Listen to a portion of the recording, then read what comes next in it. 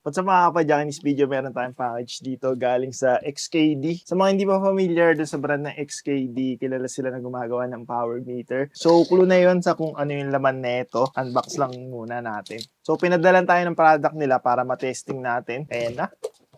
Then, eto lang. So, eto mga kapadyak, yung XKD Ventus Carbon Crank from XKD. Siyempre, ito may power meter na to. And, meron na rin silang sinama na chainring. So, ang gumawa is si ProWheel. Kilala naman gumagawa ng chainring. Etong chainring na to is pang road bike. Nakalagay dito yung specs niya. Kung ano yung interface niya, 110 BCD na 4 volts. Tapos, yung laki ng chainring, yung chain line, tsaka compatibility hanggang 12 speed daw. Tingnan muna natin tong chainring na to. Mukhang maganda eh. Hindi siya yung ordinary na makikita lang natin. Yung mga XKD na power meter, pwede siya mabili ng power meter lang, yung spider lang, wala ng crankset, and wala na ring chainring, pwede din. Pero itong pinadala sa atin is set na. Ito yung chainring, yung bolt nakakabit. Tapos syempre 2x yan, pang road to eh.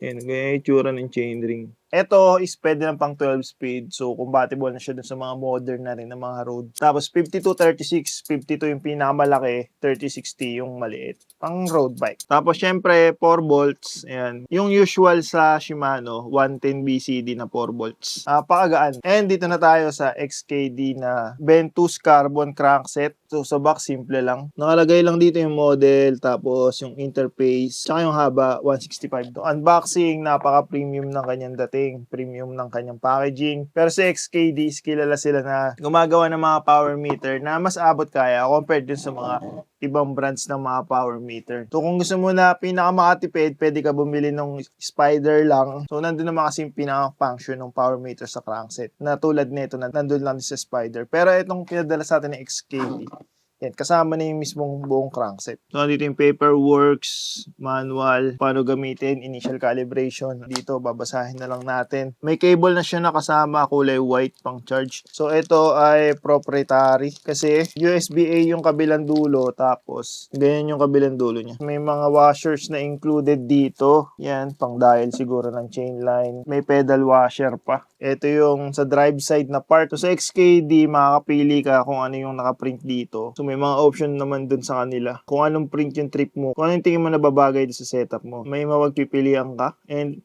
first impression, napakagaan niya. Kasi ito is full carbon. Itong crank arm nito is carbon. Kaya magaan siya. Napaka pulido ng pagkakagawa. 165mm lang yung haba niya. Tapos, ito yung mismong power meter. Yung spider na yan. Swak yan dito. Chainring ng Shimano. Yung mga 110 BCD na 4 volts. Pero yung mounting nito is yun, 5 volts dito. Sa XKD, makakabili ka ng ganito lang, spider lang. Iba't ibang interface, pwede rin. Marami ka pwede mapagpilian para sa iba't ibang klase ng crankset. Ito siguro yung kanyang para sa charging niya. Magnetic, dumidikit. So, pag i-charge mo, ayun lang, madali lang. And ito yung kabilang part ng crankset. Ito yung pangkaliwa na drive side. Diyan nakakabit yung spindle. Itong spindle nito is made of titanium kaya matibay talaga. Tapos magaan pa. Titanium axle na siya. Sobrang gaan din itong kabilang side. Tapos meron siyang preload dito. Preload ring na para ma-adjust mo yung preload niya. And ito is 24mm.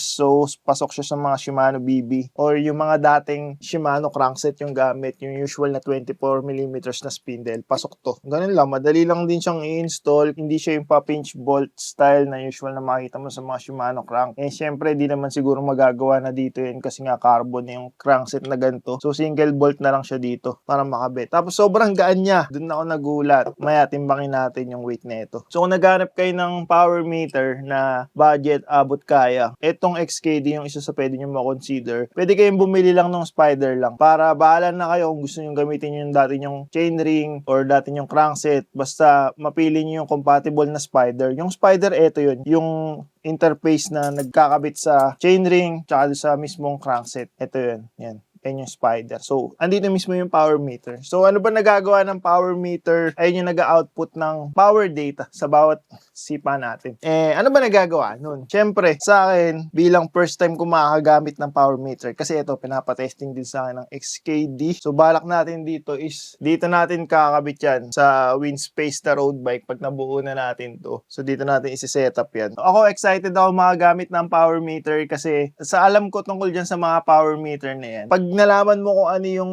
power na kaya mong masustain sa pangmatagalan, tapos maintain mo lang yun, hindi ka sosobra dun, hindi ka magbobonk, hindi ka malalaspag. Basta ma-maintain mo lang yung power number na kaya mong ma-output sa pangmatagalan na duration. Yun yung gusto kong masubukan. Ako kasi na-underestimate ko yung sarili ko na parang inaano ko na kagad na hindi ko na kayang todohin pa, hindi ko na kayang magpatuloy pa. Based on feel lang. So yun yung isang mahirap based on feel lang. Pero kung may power meter ka, meron kang quantifiable na data na may numero ka na panghahawakan para malaman mo kung kaya mo pa ba. Basta i-maintain mo lang yun, kaya mo pa ba na magtuloy-tuloy. Yun yung gusto ko masubukan kapag gagamit na ako ng ganito, ng mga power meter. And also, yun din yung number na hahangarin mo na mapataas sa katagalan habang nag-e-ensayo ka. Paano mo ba papataas yun? Siyempre, mag-e-exceed ka kung ano ba yung mismong base mo na power, diba? Mag-e-exceed ka dun para mahatak mo yun, ma-stretch mo, mapaangat mo na mapaangat. So, isa din yun sa goal ko. Baka pag naka-power meter ako, mas maano ako na mag-training. Baka mas doon ko siguro masusundot yung pagpapalakas pag may power meter na. Kaya excited ako magamit to. So sa ngayon, unboxing lang muna tayo. For more info dito sa XKD na power meter, lalagay ka na lang dyan sa description yung link. Check nyo na lang doon. Tapos gagawin natin ito ng follow-up video pag i-install na natin and pag nasubukan na natin. Pag hindi ako nakatiis dito, pag hindi ko nahintay na makabit dito sa road bike, titingnan ko kung baka pwede ko itong makabit sa gravel bike ko doon muna. Kasi itong road bike, medyo matagal pa to siguro mabubuo. Marami pa akong kulang dito ng mga pyesa, kinokompleto ko pa. And na-excite na akong gumamit nito. Pero timbangin muna natin pala. Papakita ko sa inyo yung weight. May nakalagay dito na quick tips dyan. Papil na yan. Sabi dito, pag na-install na daw, or pag nag-reinstall ka ng chainring or spider, ito yung initial calibration niya. Kailangan mong gumawa ng 2 to 3 na quick and hard ride out of the saddle. So kumbaga, totodohan mo ng padjak. Sisipaan mo ng todo para mag-calibrate siya. Siyempre, yung namang accuracy ng mga ganito power meter, ina-aim nila na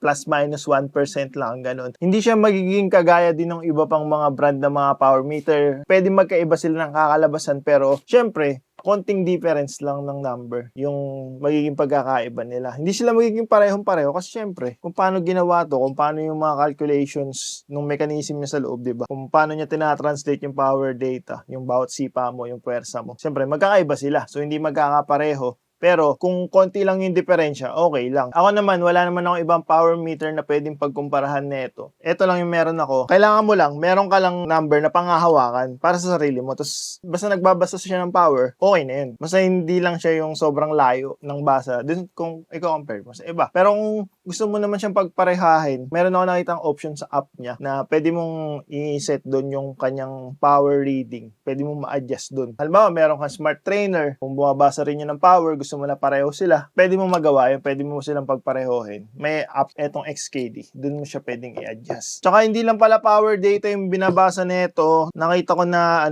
cadence din. So, hindi mo na need ng cadence sensor. Ako kasi meron pa nakalagay na yung cadence sensor na kinakabit dun sa kaliwang crank arm. Meron pa ako nun, parang basa ng cadence. So, pag gantong style ng power meter, meron na rin siyang kasamang cadence sensor. So, babasahin niya na rin kada ikot ng crank para ma-determine yung cadence. So, meron na yun. So, supported nito is Bluetooth tsaka ANT+.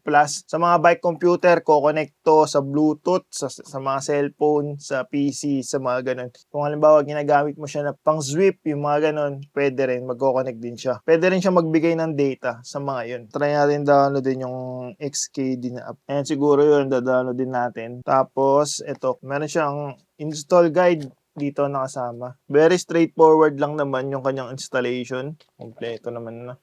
Tapos meron pa na ito. Ito yung quick start guide. So yung app niya pwede sa Android, pwede rin sa iPhone. Nandiyan yung kanyang LED guide. Yung XKD na power meter, meron siyang mga spider na compatible sa iba't ibang brands tulad ng SRAM, Rotor, Shimano, Racepace, Cannondale, Easton, Specialized. Ayun, tsaka yung XKD mismo, yung 5 volt. Ito yung XKD crank, 5 volt siya. So kung sa SRAM, 3 volt lang, di ba? Ito sa XKD, 5 volt. Tapos yung sa 8 volt din na SRAM, meron din nun. Yung pang Shimano na ganito is gamit yung sa MTB na style, yung maraming ngipin. Doon sa mga direct mount style na chainring, nasa MTB crank set mo makikita. So, sa Shimano, yun yung compatible. Tapos yung sa Race Pace cinch, Cannondale hologram, Piston cinch, tsaka yung sa S-Works Specialized meron din. Pag umikot to, mag-wake up na siya. Pagka 2 minutes hindi siya nagagamit, mag-i-sleep na siya para syempre makatipid doon sa battery. Tapos pwede mong ma-connect sa app, sa bike computer. Yun lang. Tapos ibang language yun nandito. Try natin na i-connect dun sa app. Ito yung app ni XKD, no, connected. Pinit ko yung connect. Paikutin ko to para ma-simulate yung pagbuhay sa kanya. Not sure kung may charge to out of the box pero parang wala. Manid muna natin na i-charge. Meron naman siyang charge. Ayun, lumabas na. Yan, connected na. Kailangan ko lang pala siyang isaksak sa kanyang charger para mabuhay siya. Siguro kasi tulog siya. Tapos ayun, connected na and kita rin yung battery capacity niya. At 90% siya ngayon. Ewan ko kung babasa to ng pagantong paraan. So, meron siyang, ayun, babasa, lumalabas yung kanyang power, tsaka cadence. Pero mahina lang kasi paganto lang ako. Tapos yung balance niya rin, mayroong pinapakita. Left and right na balance, yung sa puwersa. Tapos, yun, pwede mo pa siyang i-calibrate, pero hindi muna natin kakalibrate since di pa naman natin na-install. Meron siyang bagong firmware. So, i-update natin siya sa kanyang latest firmware. Naka 40 na siya out of the box. Pero version 41 yung stable. Yun, mabilis lang din naman. Na-download na kaagad. Tapos, upgrading na yung nakalagay. Na-upload na. Meron pala siyang ilaw. So, meron siyang ilaw dyan. LED lights niya na indicator. Tapos yung guide nandito sa booklet. Yun, tapos na siya mag-update. Siyempre, magdi-disconnect siya kasi nga in-update natin. Connect ulit natin. Yan, connected na ulit. And lumabas na 100% yung battery niya. So, siguro nakalibrate din yung battery niya after na mag-update. Tapos meron siyang beta firmware. Hindi muna siguro natin gagamitin yung beta firmware. Try muna natin to kanyang official release na firmware. Tapos sa advance, yan, pwede mo i-adjust yung kanyang power scaling. Kung yung ina-output niya na number is hindi siya kagaya nung sa ibang mga devices like yung sabi ko nga kanina, pwede mong adjust dito, pwede mong bawasan, pwede mong dagdagan. So, para magpareho lang sila ng number. Tapos, shipping mode ito, pwede mo siyang patulugin, shipping mode. Yung pala yung purpose nun kanina, kaya ayaw siya mabuhay, kailangan mo na siyang makonect sa charger para mabuhay siya kasi nga, pinatulog siya. Napakasimple lang naman din netong app. So, lahat na kailangan mo yun na. Wala rin naman siya ng mga mahirap intindi na English na na-experience natin sa ibang mga brand ng Chinese brand tapos yung app nila na English is parang hindi pa ganun ka pulido yung pagkaka-English ng mga menu, mga options so hindi natin maintindihan masyado. So sa translation na rin kasi nila yun. Pero dito sa XKD app, eto, okay yung English nila. Mukha naman maayos. So papalag na, lalaban na yan. Then timbangin na lang natin to para mapakita ko sa inyo yung weight. Weight ng kaliwang crank arm, 217 grams. Yung pangkanan, syempre kasama na yung mismong power meter, 265. So tingnan nyo, gasino lang pagkakaiba nila. Tapos ito yung mga washer. Yan, syempre, halos parang wala lang din yan. 4.8 grams lang. Kasama na rin natin tong kasama niya na ano. So, may option ka sa chainring eh. Pwedeng may kasama, pwedeng wala. 180 grams lang. Chainring, dalawa na yun ah. Big and small. Tapos, included na rin yung bolts. So, ayun mga kapadyak, ayun yung XKD na power meter. Meron tayong i-workout with XKD na discount code. Ipa-flash ko na lang dyan sa screen yung discount kung ilang percent. Saka yung code na gagamitin nyo or check nyo na lang dyan sa link na ilalagay natin dyan sa description. So kung gusto nyo mag-purchase directly sa XKD, yan yung pwede nyo gamitin. Not sure kung meron na tayong local distro neto na XKD. Parang wala pa ako nakita. So abangan nyo na lang na makabit natin to. Baka dun sa gravel nga muna or dito sa road bike. Kung ano man yung mauna, bahala na. Kung meron sa inyo na user neto, share kayo ng experience nyo dyan sa baba sa comment section para mabasa ng iba pa natin mga kapadyak. Kung meron kayong tips para sa akin bilang first time user ng power meter, well appreciated ko din yun. Lagay nyo lang sa comment section. So that's it for this video. Ride safe mga kapadyak.